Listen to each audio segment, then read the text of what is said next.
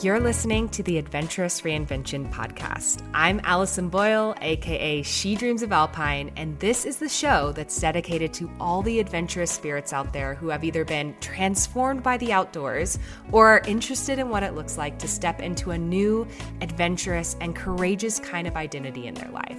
It doesn't matter what your background is in the outdoors, what age you're starting at, or where you grew up. If you're curious about the outdoors and using adventure as a way to reinvent yourself, you're in the right place. I'll be sharing all kinds of personal adventure stories, lessons I've learned from the mountains, teaching what I know about the outdoors and leadership, and interviewing some amazing adventurous women all along the way. I've been coaching women on becoming safe, confident, and self-sufficient backpackers and leaders of their own adventurous lives since 2018, and I know exactly what big fears and self-doubts can pop up along the way. I have so much to share with you, so let's dive in. Hello, my friends. I wanted to give you a quick heads up before we get into today's episode. Our Backpacking Badass Black Friday event is just around the corner. It's happening November 17th through the 21st, so make sure to mark your calendars. And this year, this event is going to be more epic than ever. Now, this isn't just another Black Friday sale. This is actually your moment to lock in your 2026 adventure era. And if you found yourself in 2025 just thinking about adventure, but not really getting out there and just finding yourself at the end of this year being like, okay, I didn't get to do the things that I wanted to do. Let's make sure that 2026 is the year that you commit to it and you make it your most adventurous chapter yet. Okay? So join me and my team in a community of over 1,900 women inside of the Backpacking Badass program, which is my signature backpacking course for women, where we teach you how to become a safe, confident, and totally self-sufficient backpacker.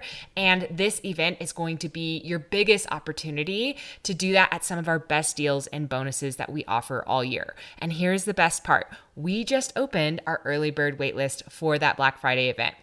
So you can join our waitlist at shedreamsofalpine.com/bird. I will also have that linked in the show notes.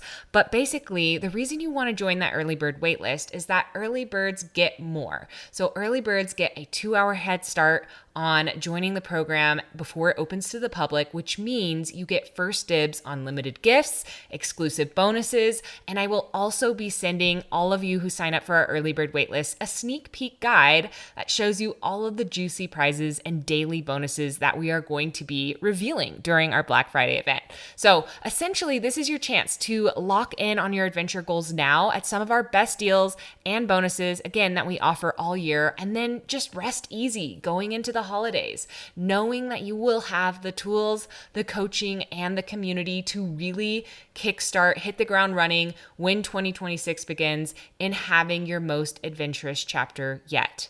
Okay, so if you've been waiting for the perfect time to finally say yes to your adventure goals, to your backpacking goals, this is it, my friend, all right?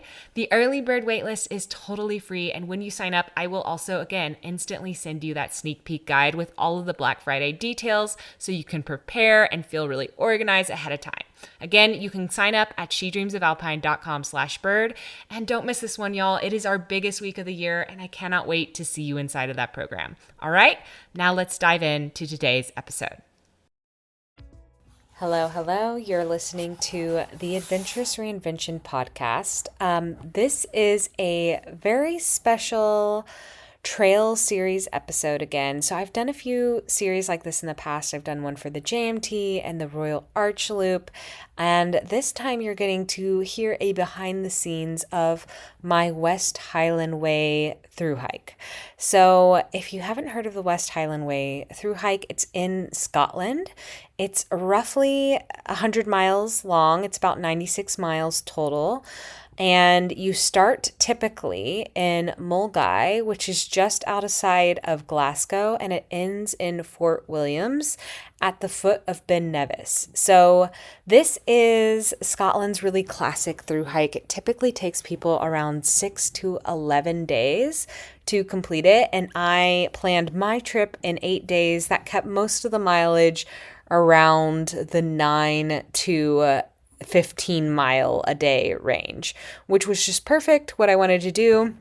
If you listen to one of my prior episodes about this trip, it was originally going to be a girls' trip with two of my best friends, but it kind of got a little bit plot twisted, and it ended up being one of my friends dropped out completely and one only could do half the trip. So half of this trip I did with my best friend Ashima, and then half of this trip I did solo. So you are going to get to hear the behind the scenes of each day on the trail, like after the trail, and all the things that we did during the days through the through hike, and getting to hear the behind the scenes of all the things. So if this trail has ever interested you, or you're just curious what it would be like to hike a trail like this, or go to Scotland, or do an international through hike trip like this, then this will be a great episode for you to listen in on.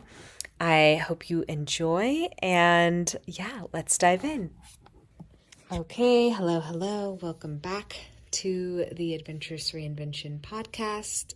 Today is day 6 of my West Highland Way trek. Again, I am solo. This is my second solo day, so my friend joined me for the very first 4 days of the trek, and then she had to go back home for work, and I have continued my journey on solo. So today I went from what's called the Bridge of Orchy. So it was like a small, I wouldn't even really call it a town, just a small place where there's like a hotel and a few houses, it seems like, and a Bridge of Orchy. But I went from there. I woke up around 7 and then went over to the Bridge of Orchy Hotel and grabbed breakfast.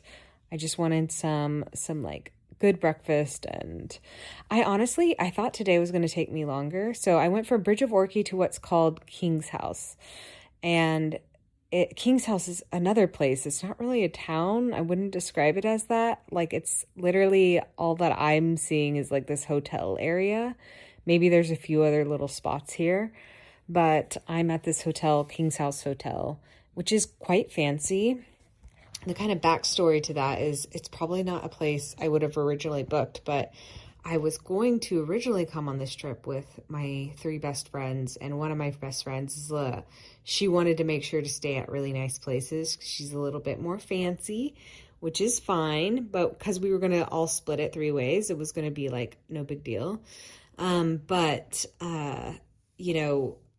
She was not able to get a refund on this place. Every place else she was, and I rebooked my own lodging when she found out she couldn't come anymore.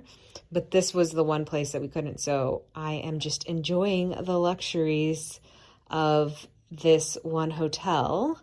And yeah, it's a little bit more fancy. Like, there's robes and there are other things, but I'm jumping ahead actually. So that I didn't even describe my day at all, but I'm going from Bridge of Orchy to Kingshouse. That was my daily plan. It was around 12 miles and 1,500 feet of gain roughly. The very first few miles was like a steep climb into Inverorin or something like that. And then you went downhill for a bit, and then it was a bigger climb for a while until you went downhill into Kingshouse. So I thought today would take me a lot longer. Honestly, it was, 12 miles, and the last couple 12-mile days or 12 to 14-mile days took us anywhere from 6, and one day took us like 8 hours, I feel like, because it was just so up and down. It was just slow going. We weren't hiking very fast because it was just constant, like, meandering the bog or meandering up and down rocks and stuff like that. But today was just like a military road. And my first mile and a half, I left early. I mean, not super early, but like 8:30. And started my trek out. I didn't see anybody at first, but then I started to see more and more hikers, and it was uphill, and I was just chugging along. And then I ran into a lady that I recognized at one of the hotels that had been just really talkative. And so I started chatting her up just a little bit. I was just like, hey, who are you? How are you? Like, where are you headed today? Casual, like, hiker talk. And then we got to talking, and she was actually going to be going all the way to Kinloch which is where I'm headed tomorrow. So she had a big day because Kinloch is 9 more miles from Kingshouse. So it's about a 20-ish, 21 mile day if I were to have done that. And I just wasn't interested in having that kind of hiking trip where it was over 15 miles a day. But she went all the way there. So, but at first, when we started talking, like, we actually did the next 7 miles together. It just like went by super fast, and we were just, she was really easy to talk to. So shout out to Jane, if you happen to ever be listening to this in some remote world. She's from, Canada, and we just hit it off, talked a lot, had a lot, I don't even know what about, but I just know that those hours, it was like 2 or 3 hours that we spent together were a blur. And she is she's a very fast hiker. She was like an older lady, but she was faster than me. She's an ultra runner, and I was trying to keep up with her. So I kept a good pace with her, due to her faster pace. And, eventually we got to a point where I was like, I think I'm going to take a break, eat a snack, cause I was going to get into town super early. So I was like, I might as well just draw out the next couple of miles. And then she kept going forward because she needed to keep trucking along. So, that was lovely. And it honestly made the day feel a little bit like a blur, but it was kind of one of those days anyways. It was really misty and rainy, but not as bad as that one day Ashima and I had where it rained and we just felt drenched the entire time, but it was misting the whole time. You couldn't see a ton of views. In and out, we had these cool little mountain ranges around us that we could see, that was really beautiful. It was beautiful in its own moody kind of Scotland way, but it was very consistent. The look was very consistent. So I think I just really got drawn into the conversation and just enjoying that. And I kind of think that's what through hikes are about. It's you're either enjoying the scenery, or you're enjoying your own thoughts, or you're enjoying the company of other people. And that's just what it happened to be today. And then when we split ways, I did also talk to an older man that was sitting on the bridge for a little bit. And he told me about, his story about where he was when he got caught in the storm. And it's just been fun to hear everyone's, little stories here and there about that stuff. There was an opportunity to veer off the trail and go get a little coffee or something at this ski lodge, but I was about 1.5 miles away from Kingshouse, and I just decided to keep going, because I was so close. And I'm glad I did, because as soon as I kind of passed that ski resort, it did start raining really bad. And that's when I got the most wet. That last mile was just raining on me. But I knew I was super close, so I felt pretty chill about it. And then I rolled into Kingshouse, and again, very posh, very nice. I tried to check in early, but they didn't have my room ready. So they said, come back at 3. I think this was 12:30 or 1. And, today's hiking only took me 3.5 hours for 12 miles of hiking. And I went to the bar, and originally the poor waiter, who was just him, but there was so many people that kept coming in. He was like, oh, you're all wet. And I was he was like, maybe, you should go sit outside with the other hikers. And I was like, well, I'm staying at this hotel, because some people stop here just to get a drink or something, or a hot beverage, but I'm staying here. And he was like, oh, go, just get into some dry clothes. There's a bathroom around the corner, and then I can seat you. So I went and I changed into some drier clothes, stuffed my wet clothes into my backpack. And then I got a corner at the bar area, and I got a soup, tomato soup, and some bread, and I got a beer, an IPA, and I just chilled and waited for my room. Nothing crazy happened there. Just took a while, and then I got in my room, and it was so nice. Again, like I said, there was robes, and it's like fancier than I usually do. When I walked in, there was gin and tonic stuff, just complimentary, set out. And then shortly after I checked in, somebody knocked on my door, and I answered it, and they delivered ice. I didn't even ask for ice. They just delivered ice. And I was like, okay, I could get used to this. And I made myself a gin and tonic, and I unpacked, and I showered, and all of the things. It's a really nice hotel, and I might milk it a bit. I think checkout tomorrow is 11, and I only have 9 miles tomorrow. I'm starting to feel like that is so like little, especially when you're on your own, because when you get there, like you're not with somebody else where you're like splitting up the time and splitting up the showers. Like everything's going by so much faster for me. So I feel like with this nicer hotel, I think I'm going somewhere nice too, but it's just like a little Airbnb. So not as spacious. It's just a tiny little, it looked cute online. I'm excited to see it. But again, I think I might take advantage of being here and just enjoying the amenities a little bit longer. But yeah, I booked an early dinner, like 6 p.m. I don't know why. I'm not really like an eat early kind of person, but I'm still, as you guys have learned from the past podcast episodes, navigating this whole eating alone at a nicer restaurant thing. Like I eat alone, like being at lunch alone or breakfast has been nothing. Like it's fine. It feels more chill and just relaxed. Dinner alone, I'm still not used to it, you guys. It's weird. I feel like I don't know what to do with myself. Like it's fine. I will do it. I don't hate it or anything. I'm just eating my dinner. It's fine. But I just feel like I'm always having to pick up my phone because I just don't know what to look at.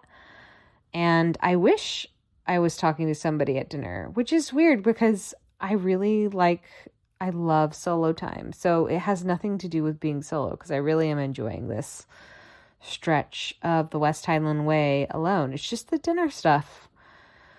And yeah, I don't know. Maybe I should try sitting at a bar or something where it could be more talkative. But then, I don't know, you can always, as a woman, you could always open yourself up to conversation you don't feel like being in.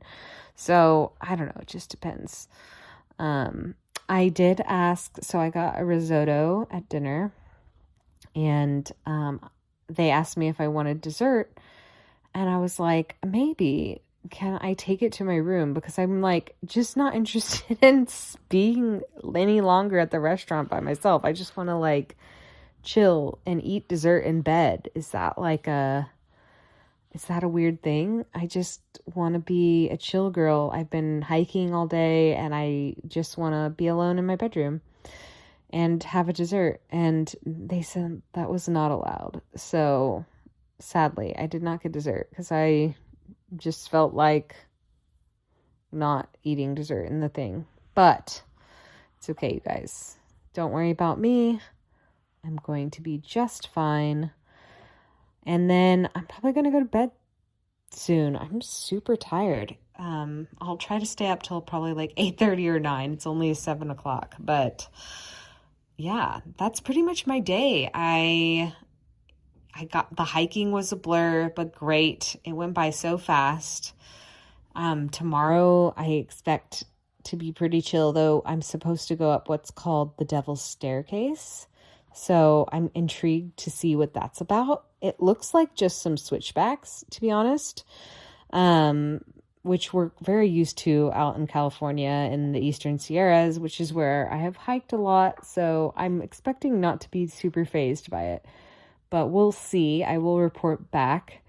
One funny thing that I should mention here is every time I get a hotel room or I'm in a room, my stuff, y'all, it has been so wet the whole time I've been here in Scotland, and my stuff smells so bad. Like, my hiking gear smells bad, and I'm really sorry to all the people that it affects. Like, when I walk into a room, but I smell it, and I unpacked everything because I just try to let everything air out every evening and like dry out and stuff. But I just walked into my room from dinner, and oh my gosh, it just slapped me in the face. I was like, wow, my gear smells so bad. And I'm starting to feel like preemptively self-conscious about my backpack and my shoes for my flight that will happen in several days from now. And I just am going to be one of those people that's stinky on the plane. I just don't know what to do. Like, I have nowhere to wash my stuff. So that's something I've been thinking about.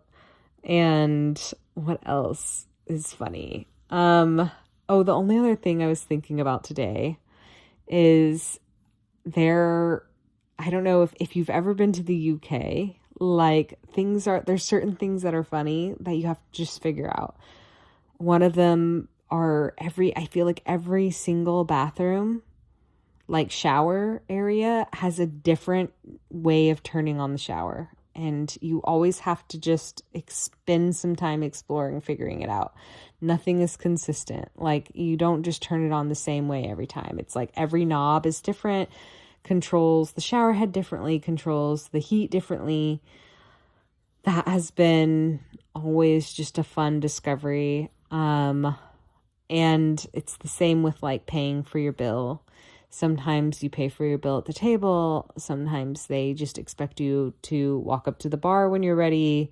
Sometimes I guess you could do either one because, sometimes nobody will come by my table forever, and I'll just like get tired of waiting, and I'll go up to the bar and be like, can I pay?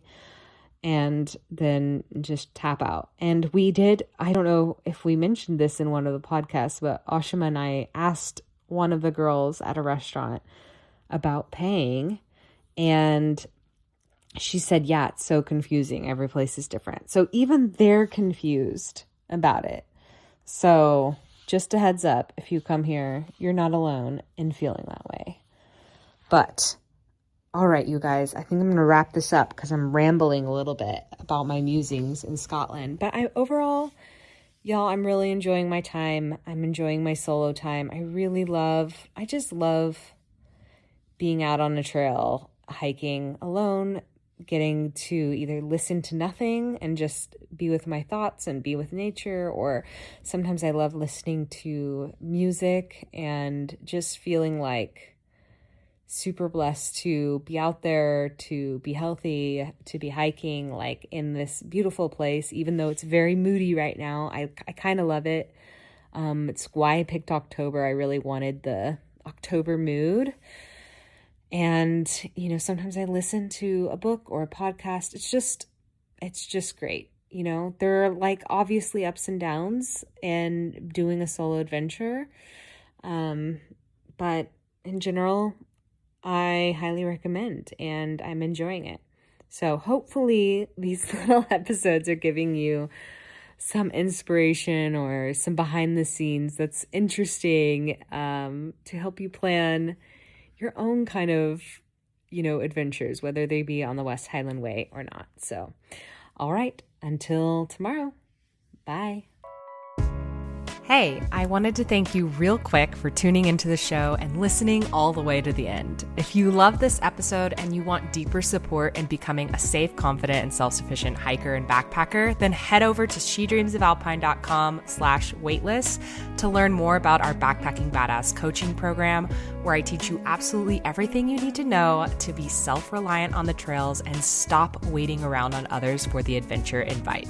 So I'd love to help you more in your journey of stepping into your adventurous identity, and that program is the absolute best place for us to start working together. So again, that's shedreamsofalpine.com/waitlist, and you can learn all about it there. So that's it for today, folks. I hope you get to spend some time outside this week, and I'll be back very soon with a brand new episode. Bye.